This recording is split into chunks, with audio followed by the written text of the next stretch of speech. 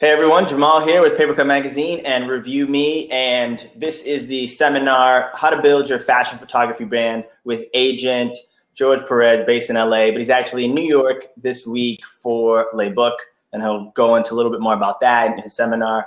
And basically, he's just going to be talking about, from an agent's perspective, how to build your fashion photography brand, get gigs, promote yourselves, production, kind of the whole nine. And we have a presentation to go through, and we'll email everybody that.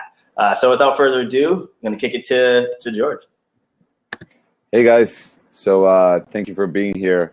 I'm just on a really great cup of Dunkin' Donuts coffee and flew on the red eye, but this is going to be great. So I guess I've always had a passion for connecting, right? So connecting people to projects is something that that I've always developed. And when I got into this business, which was about 9 years ago, it almost felt like a perfect fit, because I have a passion for connecting people to opportunities, and another passion is for coaching, right? So for me, the relationship that I have with my artists is basically like an athlete and a coach. We have a game plan, we know where we want to go, but we don't know exactly how to get there. So the road is to basically try different things. And I don't know if you've noticed, but definitely today's market it's almost like the wild, wild west. People are marketing themselves in such different ways.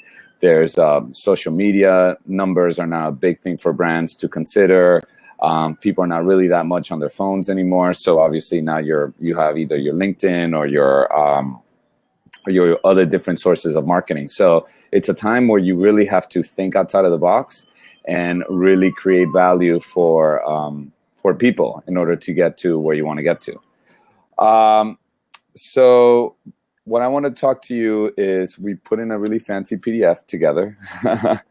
And my first thing that I would ask you to consider is, what kind of photography do you see yourself shooting?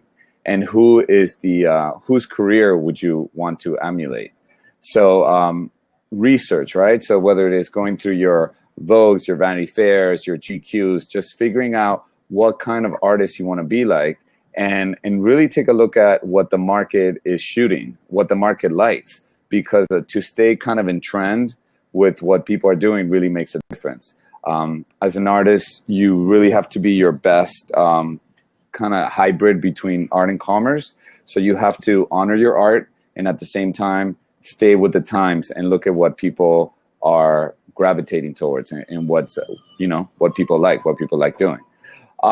Just to give you a little background about who I am, I started doing this about 9 years ago, and I've been on my own for about 3 years, and it's been really great. I think that one of the reasons why I wanted to go on my own is because as I saw that the industry was changing and there was different ways of marketing, I figured that I didn't really want to be under somebody else's structure, and I wanted to just soar and do my own thing, as obviously you guys probably do as well. I've done a TV show with Bravo about 6 years ago about two of my photographers. It was called Double Exposure, and we got Lady Gaga on the show, and Lindsay Lohan, and Naomi Campbell, and it was really fun. We only had one season, but it was really fun. So the key for me and the key for everyone, I think this is a time where you definitely have to think outside of the box and think how innovative you can be in your own career. Some of the stuff that we do and that I suggest for any artist to do, because as I said before, it's like you are your own art and commerce person, is marketing, right? So it's like we at my agency, we do a mix of things. We mix cold calls. We use a program called AdBase, which I seriously recommend. AdBase tells you who all the art buyers are for all the ad agencies and for a lot of brands. And the art buyers, in case you don't know, are the gatekeepers between the creative directors and the agent, right? So it's as an agent, you're reaching out to these art buyers and hey, check out this new thing that my photographer just shot. And then that's where the art buyer sees it and they go, okay, well, let me call in the book. And then there's a project coming up and then they show it to their creative director. And then then you get the job. So the art buyers are definitely the ones that you want to be in relationship with. You want to know the names. And it's interesting because there's so many of them that I've never even met in New York or LA or whatever. But I know their names because I've seen them on different lists. Another thing that I wanted to talk to you about is creating value. Now it's a time where the competition is so fierce out there, right? Like there's so many photographers that would do the job for less or faster or whatever. And I'm telling you what I tell my artists is that you always have to be in the mind frame of how can I create value for my clients? And that doesn't have to look like anything specific. That could look like whatever, if you finally get the job and the client tells you, okay, I need you to shoot that couch on this gray seamless. You know what you do? You shoot that couch on the gray seamless really fast, and then you shoot it up against the white seamless, or you turn the couch around. So it is a time where you have to over deliver in whatever you promised to do to begin with. So creating value for me is everything. It's everything. And it could be obviously you befriending the clients to you delivering far more and beyond from what they asked you to do to begin with. Okay. Cool. Just to check in, which page do you want me to start with, just so I can have it lined up for you properly? No, it's fine. You know what? I kind of been skipping around, but right now I was in how to build your client base. Do you want me to follow more chronologically? No, you can do whatever you want. I just wanted to make sure the viewers can really flow with it. Yeah. So, but we'll send everybody. You can totally jump around. Yeah, and I apologize if you guys. And let's do it chronologically. I don't want to mind screw you this morning. So what I want to. So let's go to how to build your client base, right? So one of the things that I do, obviously, as my photographers do new work, is like, and this is something that whether you have an agent or not, you should take it upon yourself. Is always have your database of people and keeping them up with what you're up to. Obviously, the way the magazine industry is now, there seems to be less and less opportunities for one to get published, right? Or you have to publish yourself whatever way you can until you actually shoot for a magazine. So always keep clients updated with any new work that you're doing, because that's a way that you'll stay fresh in their mind, and you're not like just hitting them up with like, hey, can you give me a job? You're actually saying, hey, check out this thing that I did. And obviously the bigger the brand is, or the more conceptual it looks, or the bigger the model or the celebrity, the more that they'll take notice. So make sure that you create some sort of blasting system, whether it is we used MailChimp and or any other ones that would really make sense for you and your company. Provide value to clients so they keep coming back. That's what I just talked to you about. And follow, but really create a structure where you're following up with them, because that'll really make a difference in you staying in their minds. Okay, now that we have a chronological order, so let's talk about my personal client base, right? So obviously I work in LA, and my bread and butter is so anything that has to do with celebrity, right? Celebrity endorsements, when celebrities are the ambassadors of a certain brand. We've worked with from Evan Rachel Wood to Eva Longoria, Ricky Martin, to any of these artists that are currently the face of some sort of brand. It's funny because when I started this about 8 years ago, celebrities didn't used to be so upfront about being the celebrity endorsers for brands. But now, since, like I said, the industry's changed and finances in the movie industry are different, and there's so many different types of celebrities, now more than ever, you see celebrities endorsing products. And the great thing about getting into celebrity endorsement is just, you often hear from the clients like, oh, we don't have any money. But guess what? If they're using a celebrity for a job, you know that they have money. So being in LA obviously is the path of least resistance, because a lot of my relationships and a lot of my photographers' relationships end up being with either the publicists or the celebrities and or the managers or the agents. So my bread and butter is to really keep these relationships alive. I usually if I have to spend time working with you, guess what? You're going to turn out to be my friend. So a lot of my friends are in the business, and it's great. We have like a community of people that are helping each other out and constantly looking after each other's backs. So that's really great. In LA, it's not just celebrity, obviously. Then we have your regular commercial agencies. We have I had a meeting yesterday with Deutsch, for example, and we have your Team One advertisings, and then we have David and Goliath. So there is different ad agencies that are not all celebrity based, but like I said, my thing is heavy celebrity. Fashion, as far as LA, we do have our local brands. We have the BBs, and we have BCBG, and obviously we have Guess. We have Seven for All Mankind. Obviously, LA has a lot of gene. And it's a big market over there. So fashion is a big market over, and e-commerce is a big market over there. So there's definitely a lot of eclectic opportunities in the marketplace in LA. As much as you can see, the way you reach out to clients and market yourself, you got to keep a pace that makes sense for you, and you have to do it in a way that always put yourself in the client's shoes. There's so many times that I get these long emails from photographers saying, I've been shooting for 25 years and blah, blah, blah. And I always feel like, God, if you've been shooting for 25 years and you haven't made it, like, why would I take you on? So you have to really put yourself in the person's world when you're sending these kind of outreach emails. It's like, keep it short, keep it simple, show your one image, and that's it. And what I would do is, if you're really passionate and you really want to set up that meeting, make it easier for the person, for the agent or for the buyer. Just say, like, really quick who you are. Don't tell me you've been shooting for 25 years. That's a red flag. Show me that one image that you think represents your work, and say, hey, I can come by next week. What about Tuesday at 3:30 p.m.? I'll bring you lunch, or I'll bring you coffee, or just something that make the person that you want to meet with not really think. Make it easy for them, And at least in my experience, whenever I meet with a photographer, which I admit is not very often, this always works. Another thing that has worked in the past for me to meet with someone is when they they send me like a package, and there's a handwritten note in there, and it really kind of makes me feel special. And it makes me realize that this person took the time to actually make a connection, and that definitely goes a long way. So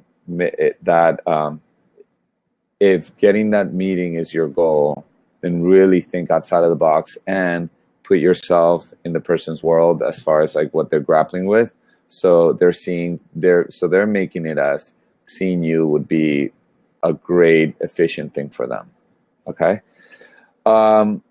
This is working out. Oh yeah, and then obviously when you set up a meeting with an ad agency, whether it's an in-person meeting or whether you're sending your work, I mean, it's always smart to do some homework and see what kind of clients that agency is working with, because in that way you'll know exactly what kind of aesthetic to send. So very important. Do a little bit of homework. Don't kill yourself over doing too much homework, because a lot of stuff that you'll find online about where the agent with the brands that the agency represents, they might be wrong, but do a little bit of homework about it. Once you get on that meeting, right? Once you're like face to face with that buyer, remember, what's the favorite thing that we all love to do?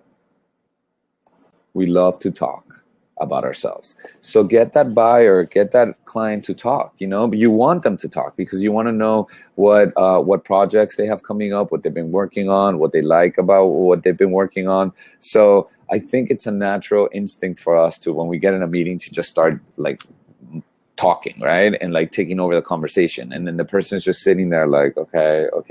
Think about when someone wants to meet you and you feel like that nervous energy that they have, and all they do is talk, and you're just like, oh my God, I want to kill you. So again, put yourself in their shoes and really give them a time to say what's on their mind, and watch as they start telling you what they're grappling with or what they're excited about or what they do. Then you'll think of ideas and things to show them that you probably didn't even have before you walked into the room. So keep that in mind. Oh, this ties into getting in the room and staying there. Okay. So again, from an agent's perspective, right? Like I think like how how can my agency stand out from the rest? And by that, it could be the same conversation that you're in. How can my brand stand out from the rest? Obviously, I have a roster of 8 artists, and they all bring different things to the table. You know what I mean? Like, one of them has like a social media of 5 million followers. The other one is an amazing fashion photographer with also a big social media following. Another one is like best friends with all the celebrities in the world. Another one shoots really, really beautiful lifestyle for hotels. Another one shoots like very European and celebrity. So it's like you just have to really know your brand and make a point to really stand out and on those things that you're really good about and you're really passionate about. So do your homework. Make sure you know what you're selling to the right buyer. If you're going to meet with Saatchi & Saatchi, which clearly they're all about cars, you want to show cars. You don't want to walk in there with like all fashion and celebrity stuff that makes no sense for them. So you should definitely have some sort of idea of what's going on. When I walk into meetings, I usually advise, and I was actually told this by a lot of art buyers once in the middle. I took like 4 art buyers for dinner. And then I said something like, oh yeah, I had this meeting and I didn't bring food. And they all like stopped eating. They're like, you didn't bring food? And I was like, no. And she said, and they were like, you don't understand. Food is like, they were basically saying like their creative directors and art directors are like rats and you have to bring the cheese. Because if we don't bring that, then the art buyers then can't get them to the room. And it's like, and I know it sounds kind of funny, but almost like when you're invited to dinner somewhere, like you want to bring a nice bottle of wine. You don't want to show up empty-handed. And it doesn't have to be food. Like a lot of times I'll bring like my little notebooks or my JP Reps notebooks or I do, you know what I love bringing lately? I bring a lot of Magnolia cupcakes. And that's something you have to be a memorable person. You can't just walk in there empty-handed and expect that they'll remember who you are. You know, because they're seeing a lot of people. So having that detail, being memorable, will really, really, really go a long way. Okay, be relaxed and at the same time be intentional. Remember, everybody's busy, but they want you to be in the room. So, and I think the best way to acclimate to being in that state is to get inside the person's world and see what they're up to and get to know them, because like I said, we all love talking about ourselves. Make them laugh. The stuff that I send to actually get personal meetings, I'll send like baby pictures or like funny gifts, or it's like you have to you really have to bring your personality nowadays to everything you do, especially if, like I said, you're thinking of how this person is bombarded all day long by different people and can't really get away from emails. It's like, what is your personal voice going to say that's going to make them stand out? One of my most successful photographers in my roster, I mean, he's just like the funniest guy in the world. And I tell him all the time that he should have been a comedian and he's wasting his talent. Kidding, he's a great photographer. But the way that he charms people, I would actually even suggest for you to take an improv class. If you find yourself not being someone that's extroverted, I'm telling you, so many jobs, and I hear it over and over by clients, are gotten by the people that people want to be around with. It's like you can have the best craft, you can be the greatest artist, but if you're a pill, remember, in these shoots, we're spending 8-9 hours with someone. It's like people want to be with fun people. So I'm not telling you need to be a comedian, but keep in mind, who do you want to hang out with if you're there for 9 hours? Okay, so let's talk about producing a shoot. I'm not going to go too much into this because, there's basics and we all do it different ways. I usually, if the job is too big, I hire an outside producer to do it. But, creating a production is basically like creating an event. You have a certain amount of budget, and then you have to, find the location, find the catering, pay for the assistants, pay for all the stuff. You're putting all the elements together for the event. And just be thorough. If you're not a thorough person yourself, make sure you hire a producer that, or your assistant that knows what they're doing, and really double check on everything that you can possibly check. Okay. Like I said, obviously, if you're shooting in a studio, it's much easier than if you're shooting in a location. But if you're not somebody that is detail oriented, make sure that you create a team around you that is. So then you're getting your bases covered. So that's my biggest pointer that I will tell you about producing a shoot. Always follow up with a client after a photo shoot. It really makes a difference, such a difference for to use acknowledgement in our industry, right? You know what? Some days I actually just pick up the phone and I'll call up clients just to say thank you. That's it. Just thank you for your support, and anything you need, we're here to help. And people are so shocked when you call them up and just say thank you without like the agenda of wanting something. I think we're so used to people pulling things from us constantly. It's like, give me this or give me that. So to do the exercise of just like acknowledging someone, it goes such a long way. They'll just really, really remember, like, you know, this guy was like so nice to work with and great, and he followed up with me. And it's not a kiss ass thing. It's actually you're saying thank you for, you know, for the support that they've given you in your career. Really makes a difference, and I see it return in so many levels, and repeat business for sure. Stay in touch, create the structures that work, whether it is the blasting structure or reminders or calls or the acknowledgement calls. It's just like being in communication is everything in this business. You can't disappear. When you can't afford to disappear, obviously, it's as your brand, and all of a sudden you're shooting for the GQs and whatnot, and buyers are seeing you and photo editors are seeing you because you're being published, then that becomes, you know, that's a different space. But especially when you're starting out and there's no way that people are going to remember you unless you reach out to them, that's what you have to do. Your employees are your team. So yeah, you want to surround yourself, even if it's just you and one more person, you want to surround with people that you trust, and really assess what their best capabilities are. You know, like you might have some people that are better at being detail oriented, and then you have somebody else that just has the gift of the gab. So it's really up to you to assess who does what, and really put them in that space so they can really shine. You know, empower them with big responsibilities and provide them with room-to-room growth. Make them feel important. They matter. You know, the acknowledgement thing that I was telling you about, I do that with my employees all the time. It's like you really have to honor that people are supporting you and your vision and your dreams, and they're doing a good job out of it. You know, develop your company departments. So obviously you have your sales, which are the ones that are reaching out. And sales nowadays, as I was saying a little bit earlier, it's just like you have to, it's a wild, wild west. So it could be from being out in events, anybody that you meet, everybody needs a photo shoot. I'm sorry, but anybody and everybody needs a photo shoot and know somebody. So the minute that I meet somebody from a brand, and they know somebody or something, it's like, oh, you know, anytime you need a photo shoot, let me know. Oh, I don't know. And I've gotten so much business just by people knowing what I'm up to in the world.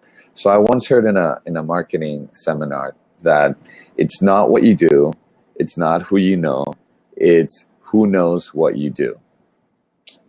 That's a pretty good one, huh? So people can know you, and people can know you, and you can be a photographer. But if people don't know that you're a photographer, then they're not going to tie it in together. So always, you know, find a way to be in the conversation of who you are in the world and what you're up to and what you want, and make your requests.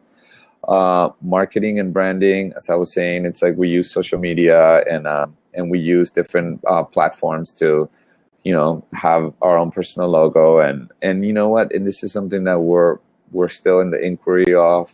And obviously we want bigger numbers, and we want bigger jobs and bigger celebrities. So that's something that we will continue to keep working on, and that everybody should work on. And it's never going to be done, because there's always growth. There's always room for growth, and the industry is changing and technology is advancing. So just always keep the intention of growing this, and keep an ear open to new ways in which you can use a new platform to promote yourself. Okay. Am I done? The last thing that I saw here, branding. Okay, always develop new and innovative branding efforts. That's kind of what we talked about right now. Always stay on the lookout. Ask peers that are in the industry what they're up to, and follow other photographers on their Instagram so you can see what they're up to as well. Update all your accounts on. I think I might have missed. Let's see, let me find it. Going back. Actually, you kind of touched upon it. Yeah. It was the how to build your client base. I guess you kind of touched upon that. You said more about ad-based, Salesforce, Laybook. I guess if you could, that was one thing we brushed over. If you could touch upon that real quick, I think that'd be cool. Yeah, absolutely. So in the program Ad-Base, you can find who all the art buyers and creative directors are for all the major ad agencies, right? And this will take a moment because there's a lot of names, but those are the people that you want to be reaching out to and familiarize them with your work. Let's say you're visiting New York, or you live in New York or LA or Chicago or the main markets. You know, getting a face-to-face is super, super important. And it's not overnight, but definitely keep going at it and keep making the effort to make this happen. In the LA market also, for example, we work a lot with celebrities, right? So knowing who the publicists are a big thing, because guess what? Publicists are always taking on new celebrities and they need new pictures for them. So there's a program called whorepresents.com, and there's also imdb.com, which you can see what celebrity is repped by what publicist. So these publicists, their emails are there. And it's always smart because, especially when you're starting out, you can reach out to these publicists and be like, hey, I would love to do any spec shoots. That's what they're called. Any free shoots for any upcoming clients that you have, and help you out. This is a business where it's all about, not only is it relationship based, but it also is about helping each other out. So the more you do this, the more that they'll help you back. And then you never know, because that ingenue new celebrity star that has a hit has a hit sitcom that you just shot, you and that person can really become friends, and then you can work on a bigger project together. And as their name grows, and you're going to grow with that person. And the other good thing about doing those spec shoots for celebrities and working with publicists is that, you know, they usually provide, the publicists will say, okay, so then let's shoot next week, and I'll have glam for you, right? I'll have hair, makeup, and styling. So now when you come in and you work with that team, then you're creating more relationships. So then you exchange numbers, and it's like, oh, we should work on this together. There's so many jobs that we've had come because the hair person recommended, or the makeup person, or the stylist. So, you know, the more you shoot, the more you're going to grow your relationships, and the more you're going to create and generate more work.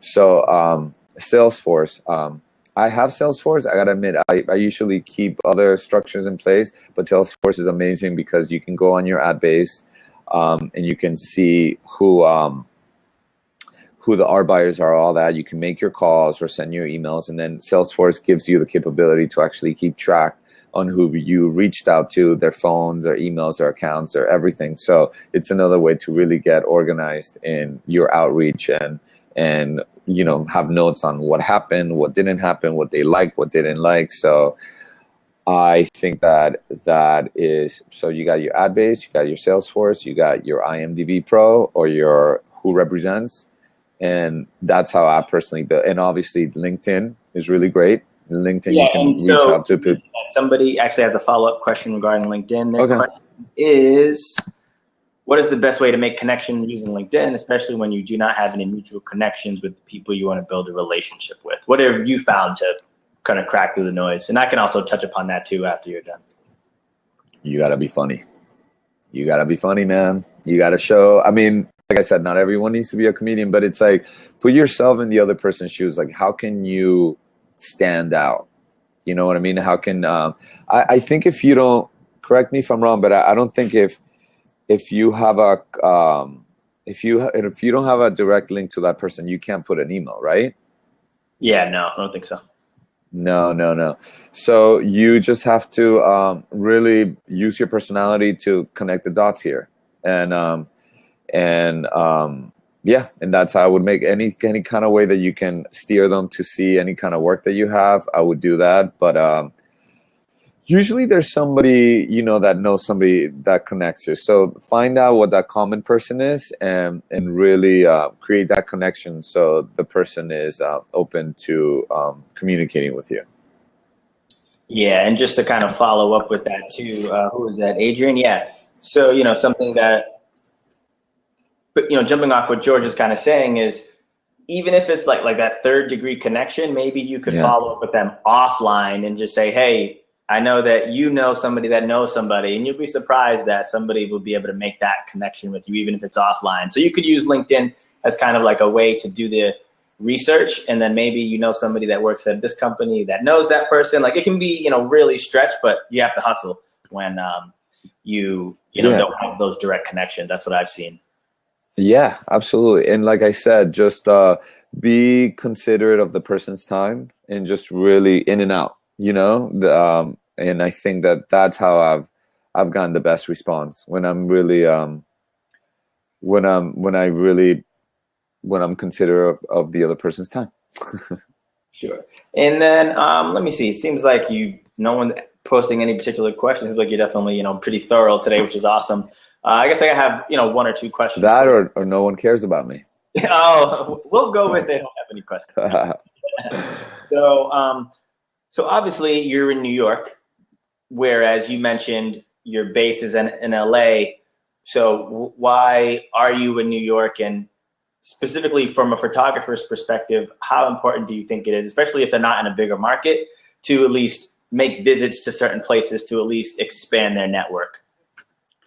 Right. Well, I happen to be in New York this week for the Le Book trade show. So Le Book is a 2-day trade show for photo agencies like mine, in which we pretty much set up a booth. It's kind of like any trade show that you've seen, and then all the a lot of art buyers and creative directors come in, and you see them and you say hi to them, and it's like it's a sensory overload, in the sense like there's a million photo agencies there, so it could feel like a lot. But nothing beats a personal moment, right? Like a personal exchange. And you got to look at a lot of these trade shows. A lot of times are just kind of you're building your bridges, So now they know the face, and now they know who you are. I've heard over and over again, since there's so many photo agencies and so many people's work, it's a bit overwhelming for them. So the art buyers are walking in, and they're just they can't remember who did what to who. So again, that's part of the conversation of being memorable, and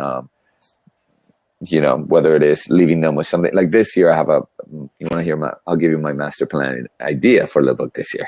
Yeah, so what I did is I brought this really amazing high def camera, and I'm going to make sure that my assistant takes a picture of me and them individually, and then after we get back, I'll send them a picture of them and me and saying, great meeting you. And I'll probably do something funny, or maybe not, depending on how rushed they look, and just really creating a moment where so that's like what I call one conversation, multiple results, right? So the conversation being the picture, and the results are they'll know who I am, they'll feel acknowledged, and they'll walk away with something that I don't think that many people are going to be doing. So I agree. That's definitely a smart idea, and I've heard similar things too. Is being able to get all those, cut through that noise, like you said, is very important. Because I think the last time I actually went to the book was like 3 years ago, and I just remember having this huge stack of books, and I was just like, I don't even know what to do with this. Yeah, I could see that that's actually a smart idea, and I think for the photographers out there, think of some way to hack the system like that, where you're being creative to stand out. That's huge. Yeah, and as far as what you were saying about the market, obviously, New York has the biggest ad agency market in the world, I believe. All the main ones are here, and if they're not, their satellite offices are pretty big. as far as ad agency. So it's good to have a presence here. Obviously, the editorial world is mainly here. You got Condé Nast and Hearst and stuff. So and those people go to the book as well. So New York is a hub where you want to have a presence here, but I'm not saying you necessarily it's the end all. You can still build a brand in LA, or you can have a very successful photo career somewhere else other than New York. But as much chances as you can, it is a good idea to at least come once in a while and meet with some of these creatives and ask a lot of questions, because New York kind of sets the stage for the rest of the world as far as the aesthetic and what the marketplace looks like and wants. So it's a good idea to keep an ear and close to New York and what they're up to. Cool. And you kind of answered somebody's question down below, Michael, regarding print versus physical. Obviously, you kind of touched upon it, but in terms of how you approach, so I guess there's two phases, right? There's one, you getting printed portfolios and emails as an agent and people wanting you to rep them. And then the second is you as an agent reaching out to art buyers with print and emails, et cetera. And I guess explain the two different things. What do you like to get? And then what do you try to do to cut through the noise with your materials? Well, I think, you hear both. You gotta have all different structures in place. We've done print promos before, and we've gotten a couple calls out of it. We do the email blast more often. So I think that you definitely need a print promo for when you do the meetings and you want to leave them with something. And then that also solves a problem. So you can do your promo blast once in a while, like your print ones. It's one of those things where you hear some people are like, well, they don't, no one really looks at them. But then, then you see other art buyers that are like, no, I look at them all the time. Some people like email better. Some people like physical better. What I was talking about before was, and I think I answered this question, I wrote it down, was especially at the beginning of your career where you're building your brand and you haven't shot those big jobs yet, and you don't have the big models or the celebrities, your presentation is more important at this stage than obviously later on in life where you do have those big jobs in your body of work. So presentation, especially at the beginning, is key because it just shows that you're somebody that's passionate about what you do. And, passion, when you have those big celebrities or those big models, it's obvious, right? Because obviously if you're shooting those people, then you've been around for a while, then you've been pursuing it for a while, then people know that you're in it to win it. But if you don't have those big people, and how are you going to show that you're passionate and serious about what you're up to? It's in the presentation of your work. Definitely agree. And you would say obviously that goes with website as well, emails, etc., the whole social media, etc. Yeah, even your business card. I mean, and I advise photographers to get them just because it's I like physical, tactile things. It's like, make sure you don't have a cheap card. Remember, they're representing who you are, so it says a lot. Yeah, so I would say kind of two questions. The first one we'll touch upon, as you mentioned a little bit with regards to social media. You mentioned one of your photographers has 5 million followers, which is crazy. And then obviously I know Alvin, he's done a lot of work for us. He has like 300,000 Instagram followers. Talk more about how social media has changed the game for photographers and what you're seeing in the industry. Like you mentioned, some people go, actually, you don't have this many followers, I'm not going to give you a gig. What are you seeing there? Well, I think that change is happening all across the board with, you hear of models not getting hired if they don't have less than 10,000 followers. And everybody, I don't think brands have really mastered what the ROI, the return on investment is on high social media numbers, but it's definitely something that at this day and age, you have to let people know that you're relevant in, because even though they're not sure if that's actually bringing money, they know that you're somebody that's relevant, that's staying in with the time. So a project that we just did for Macy's with my photographer Murad Osman, who's the Follow Me guy that has the Follow Me Traveler photographer that has the 5 million followers. He was actually hired to not just shoot the campaign, but be the face of the campaign with his wife.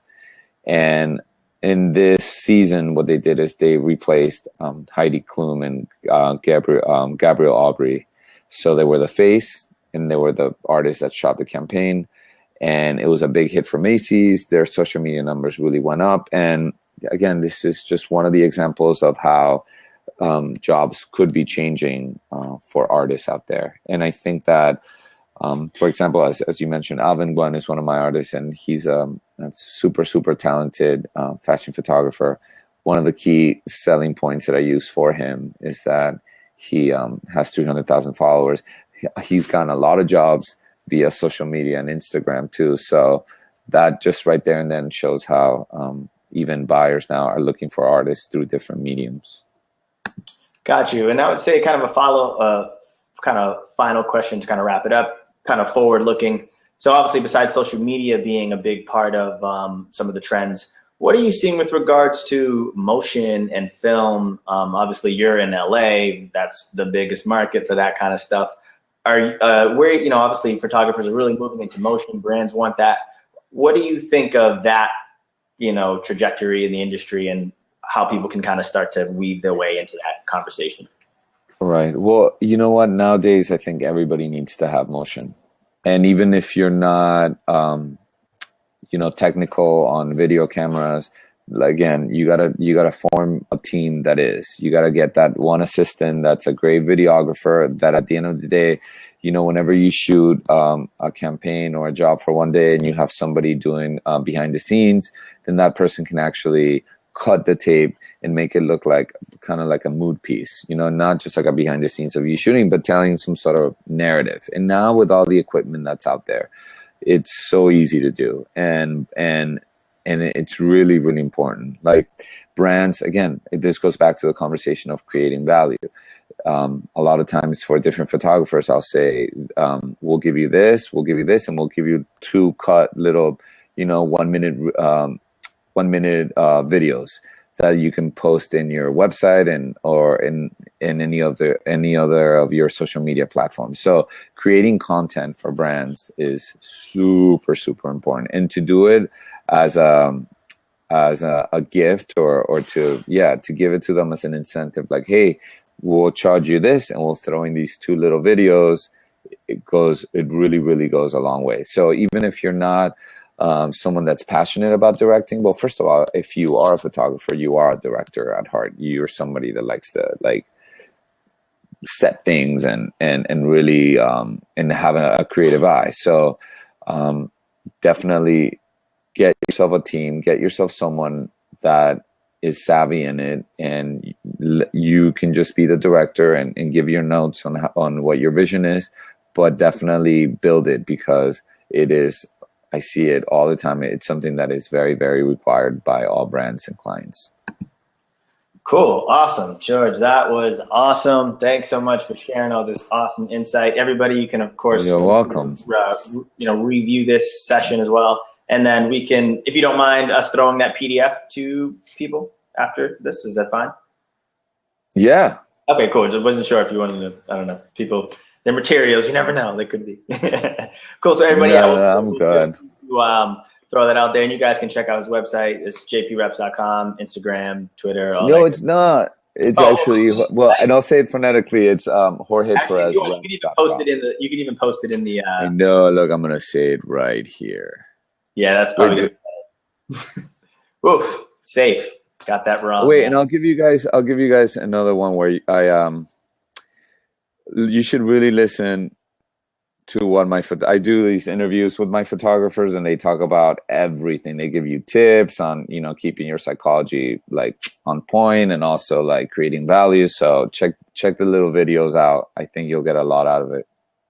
Yeah, so there's a lot of great obviously content on his website, and you'll be able to also check out all his amazing photographers, which are really just top notch. I don't know if most people know this, but if you look at your image for the image that we put up on the preview of the event, that's you. And that's really well done in terms of like, again, controlling your brand. So even though you're an agent, you're still looking very professional, crisp, got your suit on, making it Hollywood-esque. And I think that probably also goes a long way to just creating that brand, like you said, and just making that be a part of it. You're going in with celebrities, so you're also trying to, match them, which is awesome.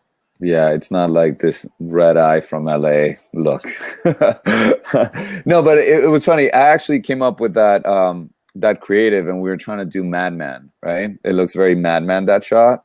Yeah. And that was I wanted to tie that in with this article that VanityFair.com was doing on me on these pictures that I do with my friends when we go on vacation. We imitate like the Hollywood issue portfolios. You can see it on GeorgePerez.com, and you'll see what the pictures are. They're pretty fun.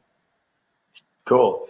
All right, everyone. Well, thanks a lot for tuning in, and we have some future sessions, so feel free to check in on that. George, thanks so much for checking with us, and I'll see you at LA Book, and we'll definitely connect. Thank you so much. Awesome. Bye, guys. Thank you. Bye, guys.